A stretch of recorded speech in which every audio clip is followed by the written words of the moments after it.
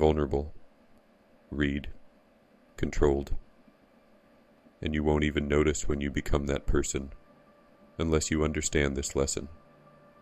I learned it when I worked for a very cunning and psychologically powerful man. He tried to uncover my goals, my intentions, my weak points. He approached from every angle, asked questions, provoked, pressured. But I realized one thing. Everything he said was an attempt to pull information out of me. I made a promise to myself. 0 reactions. 0 unnecessary words. 0 emotion. Only business. I stayed silent. I listened. I observed. And in the end, I walked away victorious. Not because I was smarter, but because I concealed my intentions until the very end. I gained more than he ever wanted to give me. And I understood the main truth. When you don't show your hand, you control the situation. Robert Greene calls this the third law of power. Conceal your intentions. And today, I'm going to show you how this works in business, in negotiations, and in life. Stay until the end. Because in the finale, you'll get the answer that will change your move in any deal. So, let's begin. I learned this lesson from a situation where a man walked into a meeting with leadership, confident that he had the upper hand. He had a clear plan, a strong vision, a strategy that could reshape the entire organization. And he revealed all of it. He explained where they were going, why they were going there, which people he needed, which weaknesses concerned him, which resistance he expected. He even revealed the exact outcome he wanted, before anyone had committed to helping him achieve it. The room seemed impressed. People nodded. They praised the clarity. They called the plan intelligent. But the moment the meeting ended, his authority began to disappear.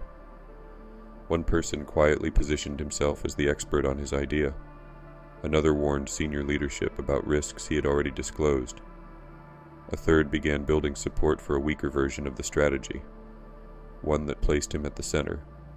Nothing had been stolen. He had given it away. He believed transparency would create trust. Instead, uncontrolled transparency exposed the architecture of his influence before that architecture was strong enough to defend itself. That failure reveals a shocking truth. Most leaders don't lose wealth because they lack intelligence. They lose it because they reveal their intentions before they have the power to execute them.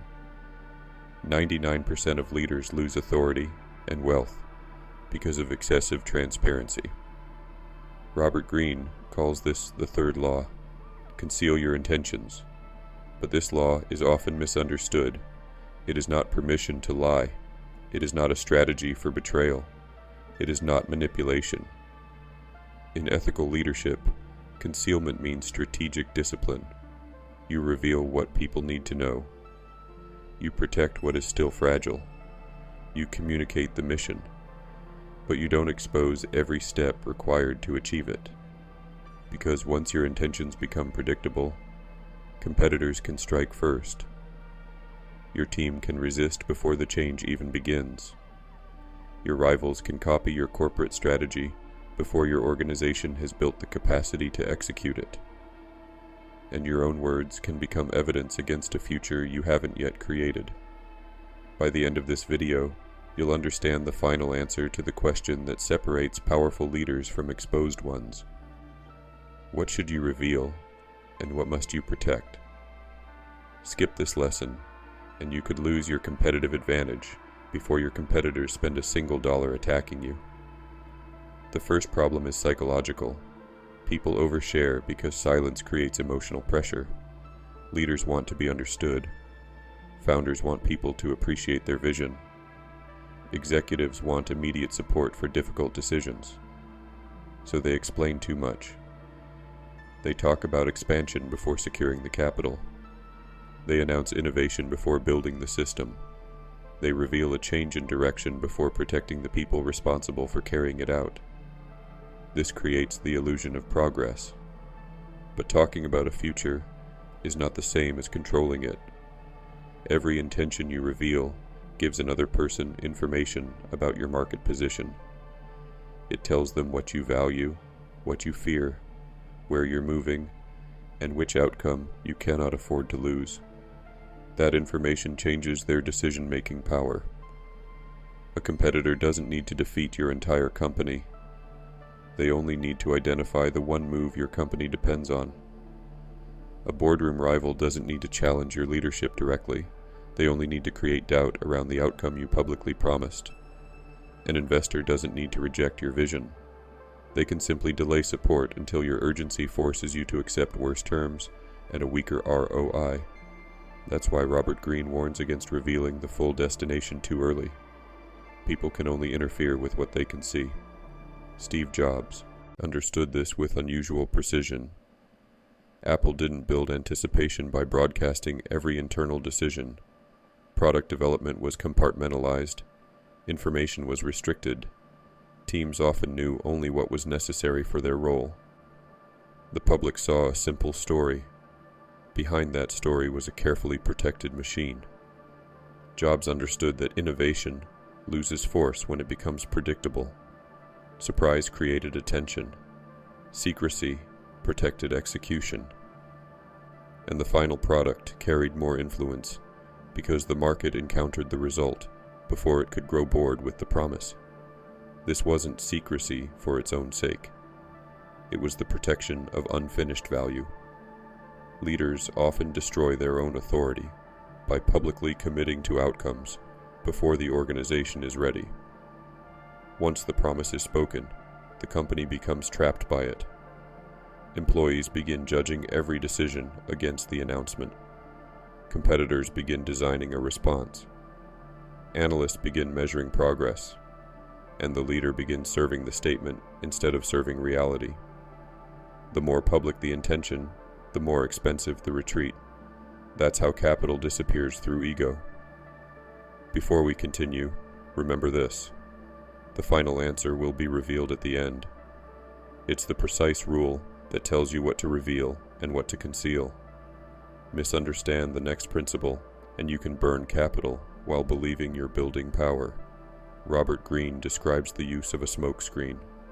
The word sounds deceptive, but in ethical corporate strategy, a smokescreen doesn't have to be a lie. It can be a true objective, broad enough to protect the confidential path beneath it.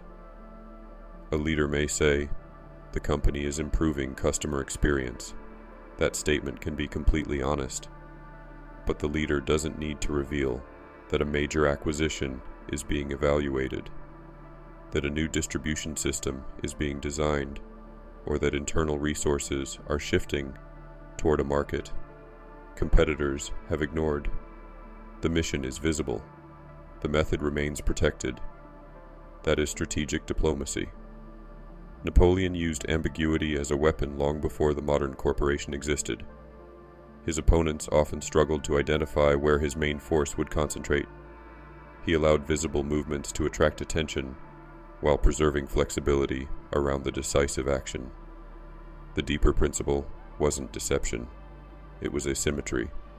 He knew more about his intention than the opposition did. That information gap created strategic advantage.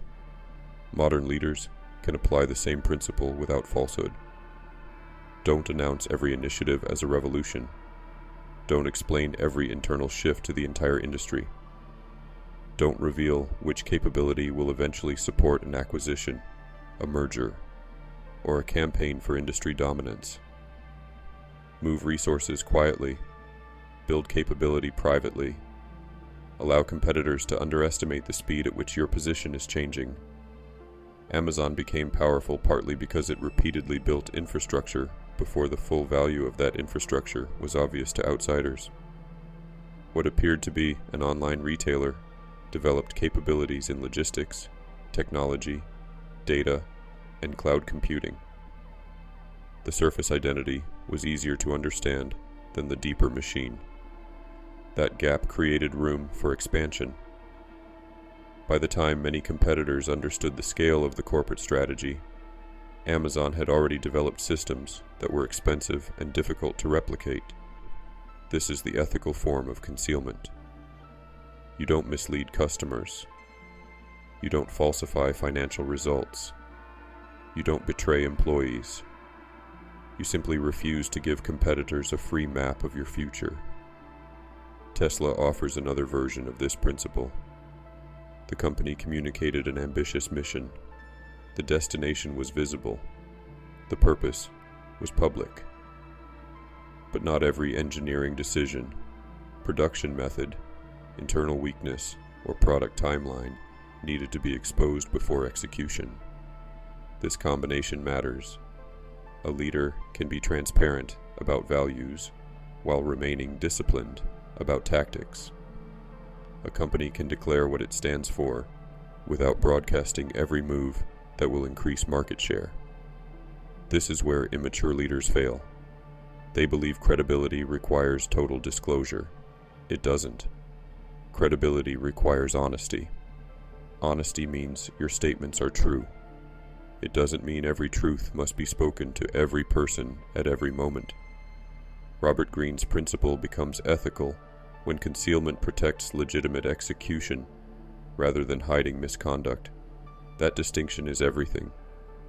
Ignore the next two applications, and a single leadership mistake can destroy equity, reduce authority, and turn multi-million-dollar decisions into public failures.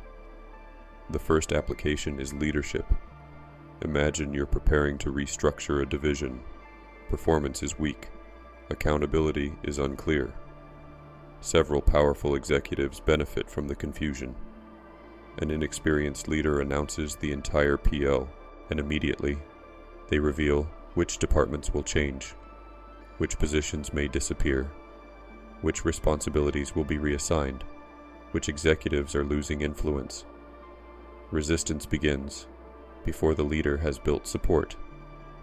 People form alliances. Information starts leaking.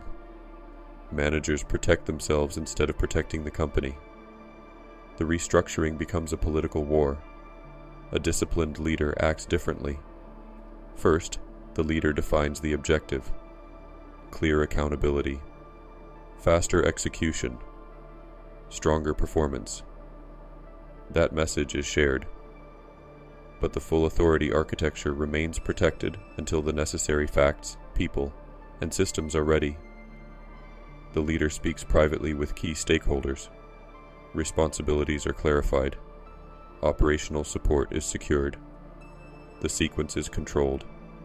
Then the change is announced when the organization is prepared to absorb it. The difference isn't dishonesty. The difference is timing. Executive leadership isn't the art of telling everyone everything. It's the responsibility of giving each person the information they need to perform with integrity. Too little information creates confusion. Too much information creates interference. The second application is market leadership. Imagine your company has identified an underserved category with enormous potential. The immature response is public excitement. The CEO starts speaking about the opportunity at conferences. Employees post hints online. Presentations describe the future product. Investors hear ambitious projections. Competitors start watching. A larger company accelerates its own investment. Suppliers raise expectations. Talent becomes more expensive. Your organization hasn't gained momentum. It has raised the price of its own ambition. A disciplined company protects the discovery. It builds capability first. It tests demand. It strengthens distribution. It secures talent and supply. Then it enters the market with proof. Berkshire Hathaway offers a powerful model of selective disclosure. Warren Buffett communicates broad principles with unusual clarity. Investors understand the importance of patience, value discipline, and long-term thinking. But Berkshire doesn't need to publicly announce every possible investment before capital is deployed. The philosophy is transparent. The specific move remains confidential until disclosure becomes appropriate or legally required. That preserves flexibility. It also protects shareholders from unnecessary speculation. This is what sustainable authority looks like. People know your principles. They don't control your timing. And that brings us to the danger. Concealment without ethics can destroy billions. Theranos surrounded itself with secrecy, authority, and prestigious influence. But the secrecy didn't merely protect legitimate innovation. It helped conceal false claims and serious operational failures from proper scrutiny. Investors lost capital. Employees faced pressure. Patients were put at risk. Billions in paper wealth disappeared because secrecy became a wall against truth. That is not Robert Greene's law mastered. That is concealment corrupted. True mastery requires selective transparency. A leader protects strategy from competitors, but reveals material risks to those who have a legitimate right to know. A company protects intellectual property, but doesn't fabricate performance. An executive may preserve confidential planning while remaining honest with the board, regulators, investors, and affected employees. Ethical influence requires boundaries. Secrecy must never become a hiding place for fraud. Wealth preservation depends on trust. Sustainable power depends on reality. Authority collapses when the image becomes more important than the truth. So the final answer is almost here. And this is the second reminder. Stay with the principle, because the final answer, revealed at the end, determines whether concealment makes you powerful or makes you dangerous. Here is the ultimate power move. Reveal your principles. Conceal your sequence. Let people know your values, your standards, and the mission you're committed to serving. But protect the timing, structure, and operational path until execution is strong enough to survive resistance. That is the answer. Don't hide who you are. Hide what doesn't yet need to be known. Robert Greene understood that power isn't created by endless secrecy. Power is created by controlling the flow of information. The weak leader reveals everything to feel important. The corrupt leader hides everything to avoid accountability. The powerful leader knows the difference. Speak clearly about purpose. Remain quiet about unfinished strategy. Build before you broadcast. Execute before you celebrate. Let results reveal what words would have exposed too early. Your future doesn't need constant explanation. It needs protection. Comment conceal if you understand this.